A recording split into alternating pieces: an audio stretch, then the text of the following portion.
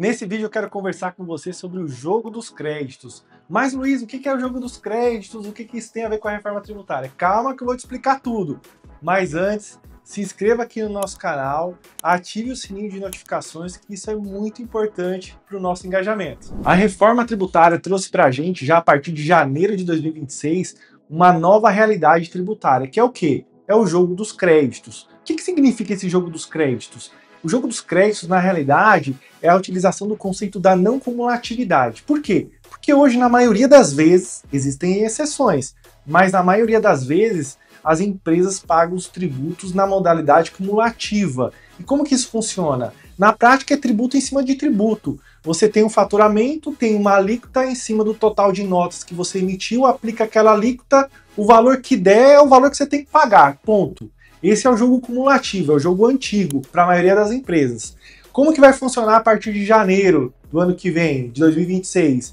A gente vai ter o princípio da não cumulatividade. O que é a não cumulatividade? É a gente trabalhar com o conceito de débitos e créditos. Então, como que a gente vai apurar os tributos com a reforma tributária? A gente, para cada venda que realizarmos, a gente vai ter um débito lançado. Então, a venda é igual a débito. Para cada compra que a gente fizer, a gente vai ter um crédito que será registrado. No final do mês, a gente vai ter o quê? Um encontro de contas. Quanto que foi o total de débitos e quanto foi o total de créditos, e desse resultado vai sair o valor de imposto a pagar. Então esse é o jogo dos créditos. Por que ele é importante? Porque quanto mais crédito você tiver na sua empresa, menos tributo você vai pagar. Então quem for bom nesse jogo, paga menos. Quem for ruim nesse jogo, quem não estiver preparado para esse jogo, vai pagar mais tributos. E mais tributos é menos lucro no seu bolso, e não é isso que a gente quer, não é verdade? Só que nesse jogo dos créditos, a gente tem algumas cascas de banana. E eu vou te explicar agora quais são essas cascas de banana. Primeiro, um conceito importante. O crédito hoje, que já existe em algumas situações, como no ICMS, por exemplo, ele existe, né? Só que com a reforma tributária, ele vai ser um pouquinho diferente. Por quê? Porque com a reforma tributária, o crédito é financeiro. Então não vai servir só a nota fiscal. A gente vai precisar da nota fiscal e do pagamento do IVA na etapa anterior. Então, o que isso vai mudar na realidade do meu financeiro? O financeiro, às vezes, hoje compra de qualquer um. Às vezes não pede nem nota fiscal. E com a reforma tributária? Com a reforma tributária, se você não pedir nota fiscal, se você comprar da empresa errada, você perde crédito. Só para você ter uma ideia, a gente está falando de uma alíquota de IVA que pode chegar a 28%. 28%.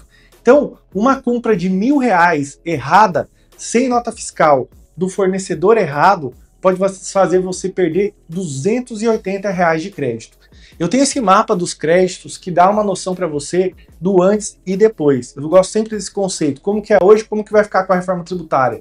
Então hoje nós temos sim várias situações, né, várias despesas que podem ser utilizadas como crédito, mas na maioria das vezes só pode ser utilizado para o pessoal que é indústria, que faz transformação de produtos. Para quem é comércio, prestador de serviço, a gente não tem essas possibilidades de crédito, né? Então, como é que vai ficar com a reforma tributária? Com a reforma tributária, praticamente tudo vai dar crédito. Insumos para produção, serviços utilizados na produção, energia, combustível, material de escritório, material administrativo, despesas comerciais como publicidade, propaganda, marketing, aluguel. O aluguel vai dar crédito também. É lógico que a gente tem que analisar o quê? O meu fornecedor, o dono do imóvel, vai pagar o IVA? Lembra que o crédito é financeiro, não é mais só nota fiscal, não é mais só recibo? Esse é um ponto importante. Depreciação, transporte, frete, né? Serviço de telecomunicações, compra de ativo imobilizado. O imobilizado hoje, para usar crédito, é um parto para usar o crédito. Por quê? Tem que respeitar a regra de 1,48 avos, é cheio de regrinha, cheio de casca de banana para você não conseguir utilizar. Com a reforma tributária, vai ser crédito amplo, crédito amplo. Então o crédito, igual eu falei, o crédito agora é financeiro, então a gente precisa de dois documentos, a gente precisa de nota fiscal e a gente precisa do pagamento efetivo. Se o meu fornecedor não for contribuinte do IVA, se o meu fornecedor for pessoa física, se o meu fornecedor for microempreendedor individual ou simples nacional, não vai passar crédito. Então no jogo dos créditos, eu compro de quem? De quem paga IVA. Se pagar IVA, eu ganho 28% em cima de toda a compra que eu fizer. Olha só, no jogo dos créditos a gente vai ter o efeito Dilma. Nada contra a Dilma, mas é só para fixar o conteúdo. Olha só, qual que é a grande questão nesse ponto aqui? A gente vai ter um aumento de preço, que é uma tendência. Por quê? Porque a gente vai ter um IVA de 28%. E quando aumenta a carga tributária, todos os fornecedores vão querer fazer o quê? Um reajuste nos preços dos produtos. Então a gente vai ter essa necessidade de fazer renegociações durante todo o período de transição da reforma tributária. Então essa necessidade de fazer as renegociações vai surgir o efeito Dilma, que é o quê? Um aumento do valor dos produtos que são fornecidos hoje, que passarão a ser fornecidos num valor maior a partir da reforma tributária, só que no final das contas vai ficar um pouco mais barato. Então é aquele famoso, o preço aumenta, mas fica mais barato. Como que a gente explica isso na prática? É difícil. Então a gente fez esse exemplo aqui para fixar para vocês. Olha só, hoje você compra 10 mil reais e você não ganha crédito, na maioria das vezes, tá? Existem exceções. Como que vai ficar com a reforma tributária? Na reforma tributária, você vai pagar mais caro. Por quê? Porque vai ter o IVA. Então o seu fornecedor vai embutir o IVA ali no valor do produto ou do serviço que ele te fornece. Então vai passar de 10 mil para 12.076. Só que no jogo dos créditos, a gente vai ter o quê? Os créditos. Então a gente, se fizer uma análise superficial, vai aumentar. Em quanto? 20%. Só que quando eu entendo o contexto, a maneira de apuração, que vai ser débito menos crédito, eu consigo chegar à conclusão que, junto com esses 12.076, eu vou ganhar quanto? 2.641,80 de crédito. O crédito vai reduzir o valor de imposto a pagar. Ou seja, no final das contas, eu vou ter uma redução. Se eu subtrair 2.641,80 dos 12.076, eu vou chegar num valor líquido, num preço de custo efetivo de R$ 9.435, que no final das contas vai dar uma redução de 6%. Então é o famoso, o preço aumenta, mas fica mais barato. Só que nós temos duas cascas de banana. Quais são as duas cascas de banana? Primeiro é a casca de banana do fornecedor. Para eu jogar o jogo dos créditos com excelência e conseguir realmente captar o máximo de créditos possíveis para pagar menos impostos, eu tenho que comprar no fornecedor correto. Quem que é o fornecedor correto? É aquele que também está no jogo dos créditos. É aquele fornecedor que não é do Simples Nacional, é o fornecedor que não é pessoa física e é o fornecedor que não é microempreendedor individual. Então, se você comprar da empresa certa, você leva créditos. Se você comprar da empresa errada, você não leva créditos. E um erro básico, vamos pegar aí que você precisa comprar tinta para fazer uma reforma na sua empresa, 10 mil reais. Se você comprar certo, você vai ter quanto de crédito? R$ 2.800. Se você comprar errado, você vai perder quanto?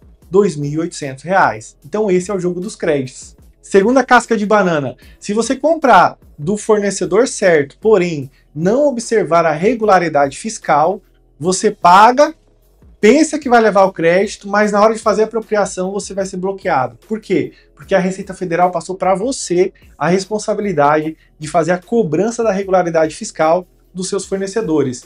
E isso é feito de uma maneira sutil, de uma maneira indireta. O que a Receita colocou na legislação? Olha só, se você comprar de um fornecedor que não tem certidão negativa, você não vai levar os créditos. Olha só, não é à toa que a gente vai ter o sistema tributário mais moderno do mundo. Por quê? Porque a Receita sai de cena. Ela cria uma regra totalmente estruturada, passa a responsabilidade de escolher os fornecedores para você, passa a responsabilidade de analisar a regularidade fiscal dos fornecedores para você, e ela faz com que, então, o próprio sistema empresarial se autorregule, se autofiscalize. É ou não é algo genial? Qual que é, então, o segredo da reforma tributária? É preparação. Você precisa estar preparado, seu time precisa estar preparado.